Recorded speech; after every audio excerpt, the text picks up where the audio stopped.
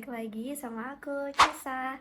Nah, di video kali ini aku bakal bahas tentang tips-tips untuk masuk ke Apple Developer Academy. Nah, untuk informasi aja, aku ini kemarin daftar di Apple Developer Academy untuk role yang domain expert, dan aku lolos untuk yang cohort 2026. Oke. Nah, sebelum aku jelasin untuk tips-tipsnya, aku bakal ingetin lagi kalau di Apple Developer Academy itu kalian bisa pilih satu role dari 3 role yang tersedia. Jadi yang satu itu ada role-nya IT, kedua desain, dan ketiga adalah domain expert. Nah, untuk yang IT itu memang diperuntukkan oleh orang-orang yang memang betul-betul tahu tentang IT, tentang coding-coding. Jadi memang background kalian harus mumpuni di bidang IT. Terus kalau yang kedua itu desain, berarti kalian memang harus kuat di bidang desain. Kalau yang domain expert ini tuh semua orang boleh daftar ya, jadi kayak orang dari segala background tuh boleh daftar. Kedokteran, bisnis, terus kayak dari sastra gitu-gitu, itu juga bisa untuk daftar di bagian yang domain expert ini gitu. Nah, untuk yang pertama itu adalah portfolio and CV.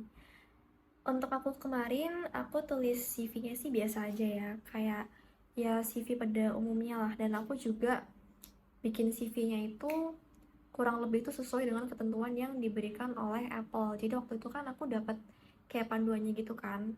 Jadi CV ada panduannya sendiri, portfolio juga ada panduannya sendiri. Dan untuk CV dan portfolio tuh dua-duanya aku tuh ngikutin panduan dari Apple. Nah, sebetulnya untuk CV sendiri tuh nggak ada yang kayak gimana-gimana sih. Sejujurnya itu kurang lebih sama seperti CV pada umumnya. Jadi ya ada pengenalan singkat, terus nanti kayak ada education, terus nanti ada pengalaman-pengalaman dan lain sebagainya. Ya kurang lebih seperti itulah guys untuk yang kemarin CV-nya. Tapi untuk yang portfolio itu aku kemarin masukin 4 project. Aku masukin 4, yang duanya itu adalah project data analyticsku, dan yang duanya lagi itu adalah pengalaman aku selama aku di kampus gitu. Nah, FYI, untuk portfolio itu kalian bisa masukin maksimal 5 project kalian di situ. Nah, terus kalau ada yang tanya, kira-kira apa aja sih kak yang harus dimasukin di portfolio? Nah, ada beberapa hal yang bisa kalian masukin di portfolio kalian. Yang pertama itu adalah project kalian. Misal kayak kalian daftar role IT nih, kalian bisa masukin project-project yang berhubungan dengan role kalian. Misal kayak bikin aplikasi atau apa, nah itu kalian bisa masukin aja ke situ.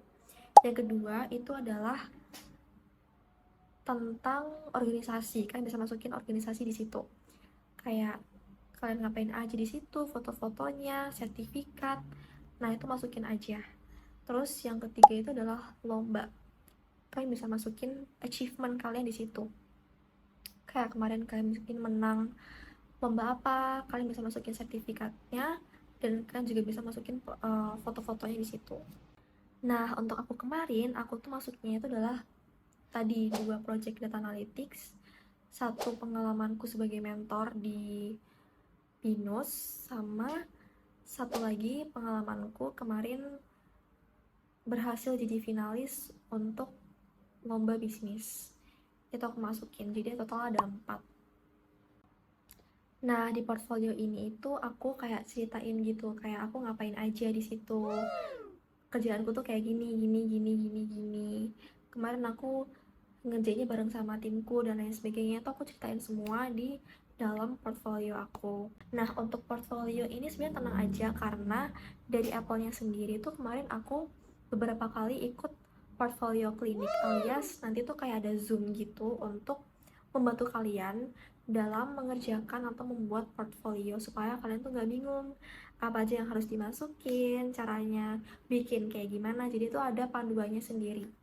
Jadi kalian memang harus sering-sering mantengin medsosnya Apple Developer Academy, karena mereka tuh bakal kasih banyak info lewat medsos mereka gitu.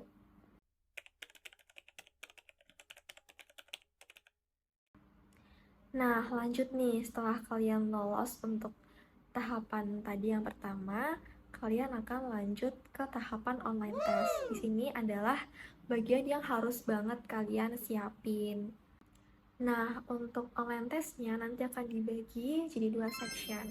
Yang pertama itu logic test, dan yang kedua itu adalah tes coding gitu. Tapi kayak dasar-dasar aja. Jadi aku akan share buku yang aku pakai untuk belajar logic testnya. Jadi yang pertama aku pakai buku TPA ini. Ini aku beli di tahun 2022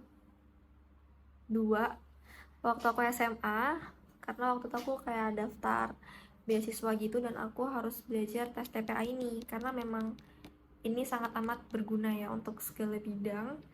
Jadi aku pakai lagi dan ini sangat amat membantu ya. Walaupun udah lewat beberapa tahun tapi ini tetap kepake banget. Ini aku kerjain dari awal sampai akhir ya guys. Ini bener-bener aku kerjain semuanya. Yang pertama aku pakai TPA ini. Jadi yang aku pelajarin itu tuh ada ini tes yang aku fokusin ya. Itu tes kemampuan numerik sama tes gambar. Oke. Jadi di sini wait aku lihat. Sama tes kemampuan penalaran itu juga penting banget. Kalian harus asah itu. Numerik, penalaran sama gambar. Yang keduanya aku pakai buku dari bimbel sih. Ini aku dipinjemin pacarku, dia kayak dulu pernah bimbel untuk masuk stan, jadi aku kayak dipinjemin bimbel SKD ini. Ini aku juga yang aku pelajarin juga kurang lebih sama. Aku ngambil yang ini, aku ngambil yang bagian kemampuan numerik sama aku belajar yang bagian penalaran sama pola bilangan huruf dan gambar. Itu aku pelajarin nih. Kalau kalian memang mau bener-bener prepare untuk logic testnya, kalian bisa banget beli buku yang kayak buku persiapan CPNS atau buku TPA, tes potensi akademik, karena kurang lebih soalnya juga seperti itu. Saran aku, kalian bisa banget latihan pakai ini, karena awalnya pun aku juga kayak nggak ngerti ya guys, aku nggak ngerti cara ngerjainnya, tapi dengan aku latihan, puji Tuhannya aku lolos di tahap online test. Gitu.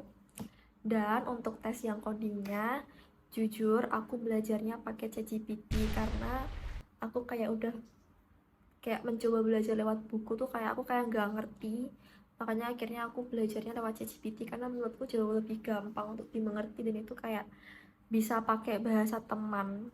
Jadi kayak aku sangat amat memahami yang dikasih sama ChatGPT itu. Untuk yang tes codingnya itu enggak tes coding, tes pemrograman dasar lah ya, mungkin kalau orang bilang.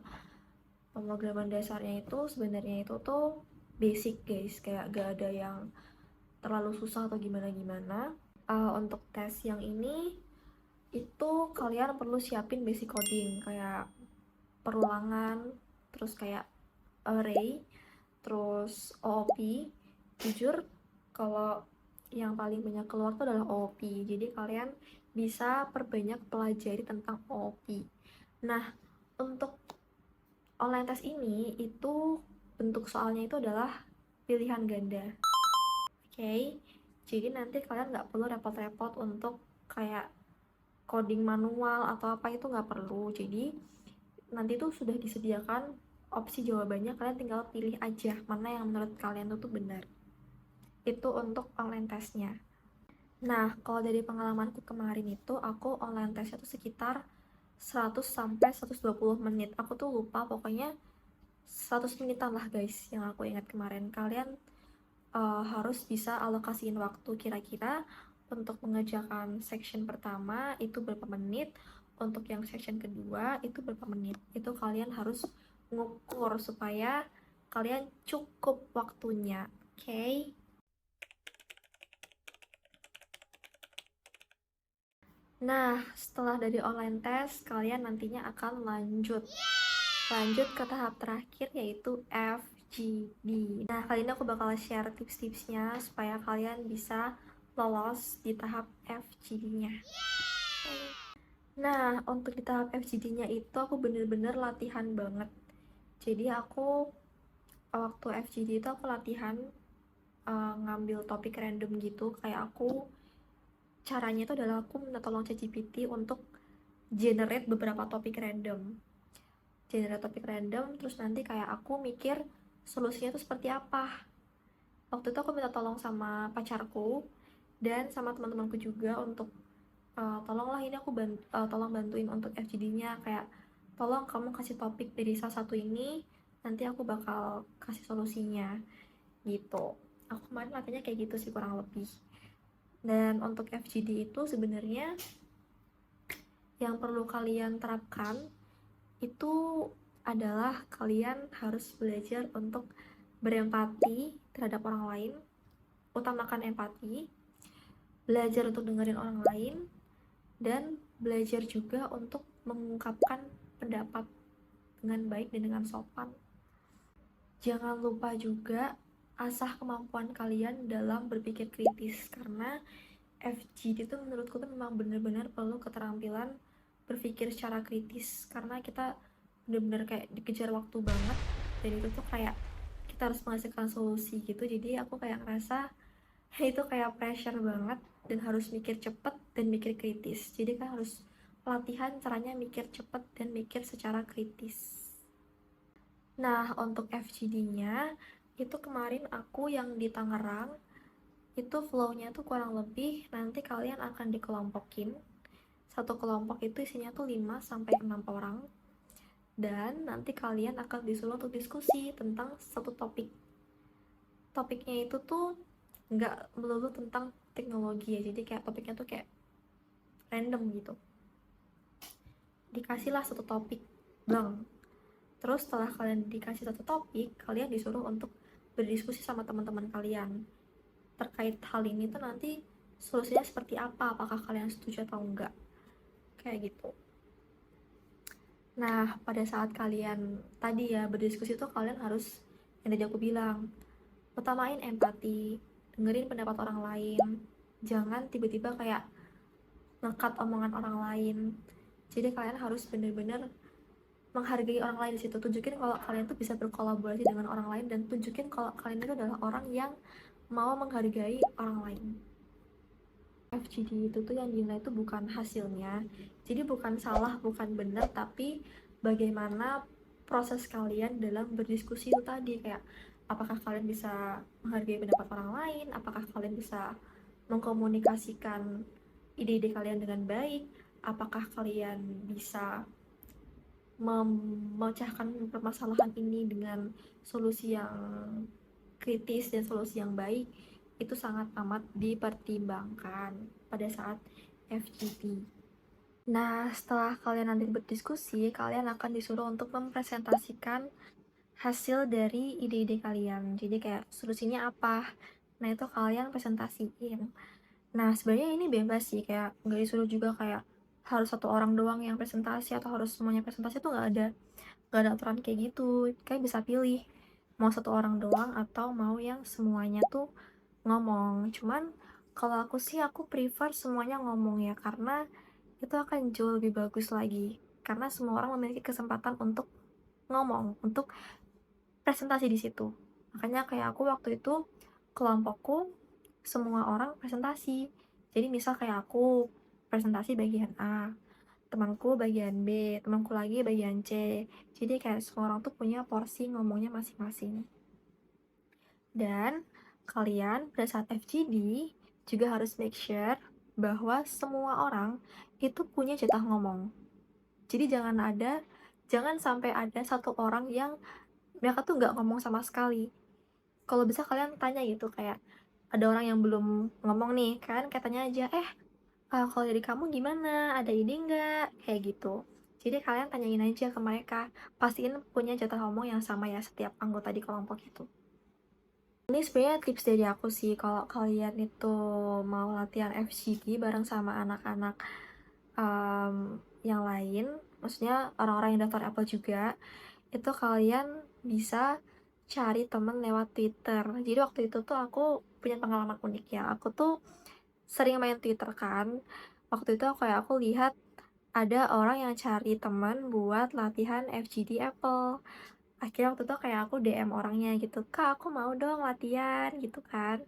Akhirnya jadilah itu grup isinya 3 orang, dan itu memang buat latihan FGD, dan itu bener-bener sangat amat membantu dalam mempersiapkan FGD karena di situ tuh aku bisa ngerti, bisa sharing-sharing juga terkait FGD dan terkait cara-caranya juga. Jadi kalau tips dari aku sih seperti itu ya, karena menurutku nggak ada salahnya juga untuk latihan seperti itu. Jangan anggap mereka tuh adalah saingan, tapi anggaplah mereka tuh sebagai teman yang bisa bantu kalian untuk lolos bareng.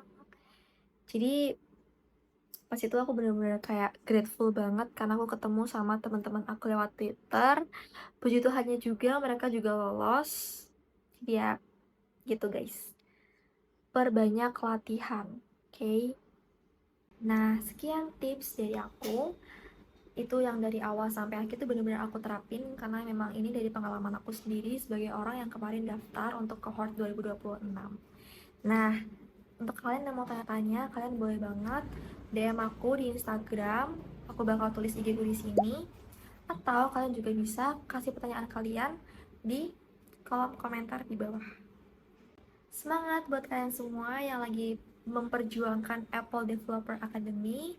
Aku doain kalian dari sini, dan kalau misalkan ada yang perlu ditanyain, boleh banget DM aku, tanya-tanya aku. Semangat teman-teman, dan sampai jumpa di video yang selanjutnya. Bye-bye!